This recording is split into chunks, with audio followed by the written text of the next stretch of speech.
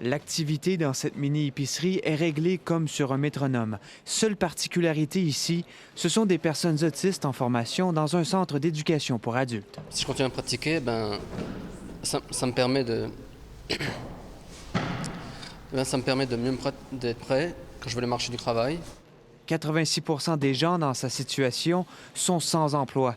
Pourtant, ils pourraient bien faire partie de la solution à la pénurie de main-d'œuvre. Les personnes autistes sont vraiment en mesure de faire tout type de travail, peu importe le secteur, peu importe le domaine. Par contre, il faut quand même que les entreprises s'ouvrent. Cette entreprise de produits alimentaires a fait le saut dans l'inconnu récemment et a embauché 2 personnes autistes. C'est un succès pour nous. On a 2 personnes qui vont super bien. Et honnêtement, on en prendrait 5 autres demain matin. Les gens s'adaptent bien à l'environnement de travail.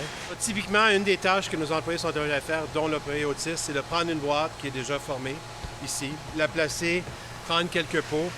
Les employeurs pourront bientôt compter sur davantage de personnes autistes pour combler leurs besoins grâce à la construction du centre d'autisme à pas de géant au cœur du Technopole Angus à Montréal. Ça va permettre non seulement d'intégrer des autistes dans des compagnies, mais de permettre à des compagnies de savoir comment les intégrer à l'intérieur de leur compagnie.